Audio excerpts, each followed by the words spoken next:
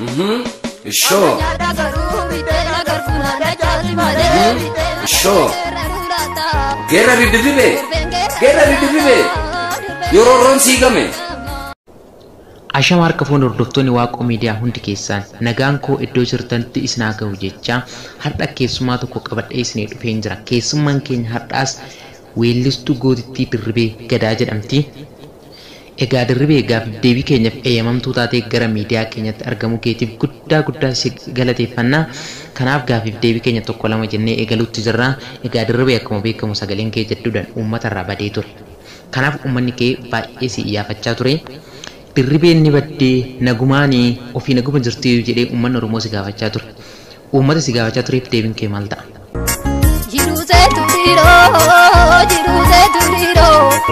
Jiru barakana yeshee du'a gadi kan jireenya manna. Toleka Dirribeen cimtuudhaan sagalee ishii kiiloleedhaan Oromootti abdii hortee diina rifachiisti. Sagalee ishii meeshaa waraanaa Oromooti. Dirribeen gootittiidhaa siin jedhu. Ati akkam jettaan mee? Oromoon gootuma duru bosona bokkisaa. Tole Dirribee, egaa weelluu kee hidhannee lola biyya keenya jedhu gadi dhiistee tutturteerta. Haalli uummanni Oromoo keessa jiru kana akkamiin callistee akkamiin ilaalta?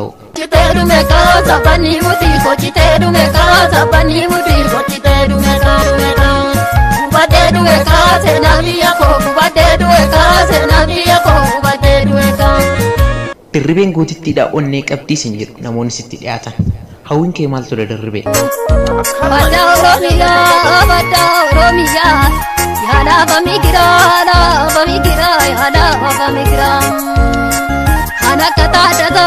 kana katadata birru kana be'oo jira. Gootota akka isaanii kana maaliif iyyaafatti mee? Akkam kaachisanii bora biyya koo akkam kaachisanii na laachisanii bakka goonni oolu na laachisanii. Hayyee uummanni Oromoo yookiin hayyoonni Oromoo kan barnootan sadarkaa olaanaa ta'an yeroo haala Oromoof Oromiyaaf jecha galma isaanii mana hidhaa fi bosona godhatantu jiru. Warreen akkasii kanaan Dirribee maal jettaan? Lammii baay'ee qabnaa injiinariis qabnaa daktarootas qabnaa jabaadhaa qabsooma abdii boruu qabnaa. Qabsoon uummata Oromoo kun yeroo baay'ee dubbate kaabarraa callisa. Kaabarraa yoo dubbate baharraa callisa. Baharraa yoo dubbate kibbarraa callisa. Keessaa gaafa dubbate alarraa callisa. Alarraa gaafa dubbate keessaa callisa. Kanaaf mee qabsoo kanaaf maal dhaamta Dirribeeti? Lammiin Oromootaa inni biyya falaa hundi diriirdalaa jabaadhaa meeqaa hundi walii galaa. Uummanni Oromoo galaanaa jedhu jechuu qofas miti. Sabaaf sablammoota Itoophiyaa keessa kana uummanni Oromoo dachaa isaaniitti ta'a. Kanaaf mee yeroo uummanni saba xixiqqaa kanneen akka Amaaraa, Tigree fa'aa kanaan yeroo isaan jeeqamantu dhufe. Mee kanaaf Dirribee maal jettaati hoo? Ookana jeersiisuudhaa goota akka kitaabana sinaphanne. Ookana jeersiisuudhaa goota akka yartuun namatti hin dhaabanne. Barattoota Oromootirra yeroo tokko miidhaa hedduutu irra ga'a. Fakkeenya baratanii yoo ba'an hojiin argatan. Barattoonni keenya ciccimoon illee yuunivarsiitii irraa qabamanii yeroo hidhamantu jira, yeroo ari'amantu jira. Mee kanaaf Dirribee maal jettaati? Baranneetis biyyaan taane, otanneetis silaa nyaanne, yerroomee maal abdiin keenya, hidhannee lola biyya keenya.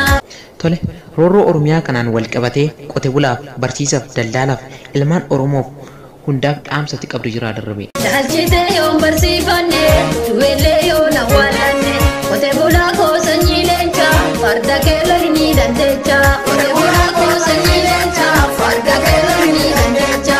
Barsiisa Oromiyaa keessa, yeroo leenjisi ni dandeessa. Barsiisa Oromiyaa keessa, yeroo leenjisi ni dandeessa. Daldala maal arguuf keessa, qawwee nuumiti ni dandeessa. Daldala maal arguuf keessa, qawwee nuumiti ni dandeessa.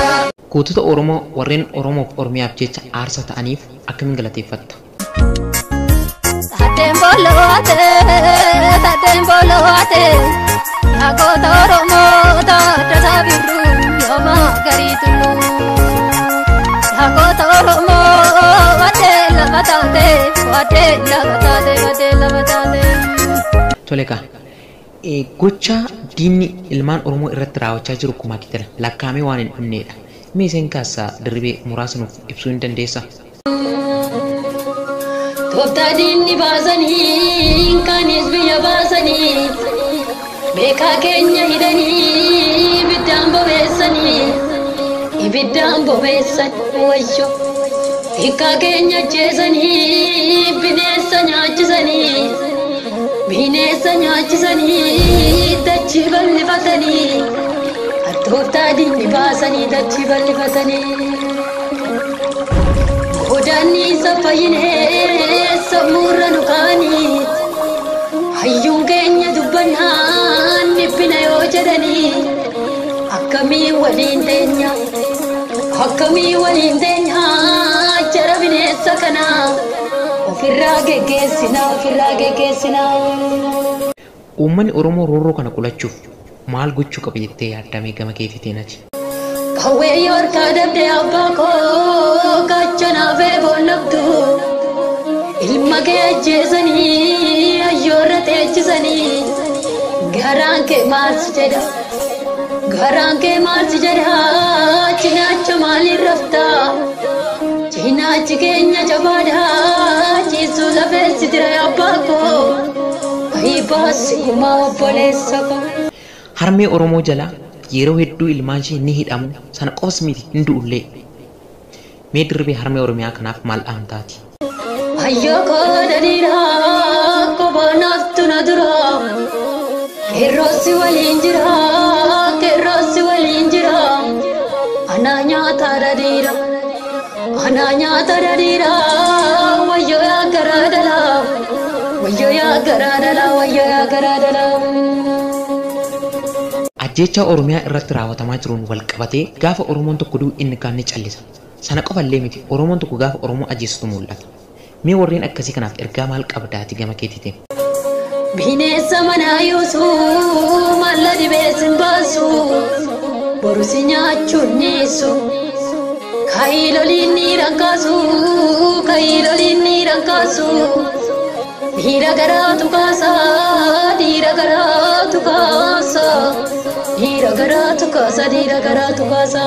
Galatoomii dirribee gaaffii deebii keenya gara xumuraatti irraan geenyee jirra. Kanaaf yeroo biraa walitti deebi'uu dandeenya. Gaaffii deebii gabaabduu tanan waliin taasisu keetiif guddaa si galateeffannaa. Meedhuma irratti weellistoota keenyaaf sagaleedhaan sirba tokko nuu jedheen. Ka'ee geerraruu laata durbeen geerrartuu laata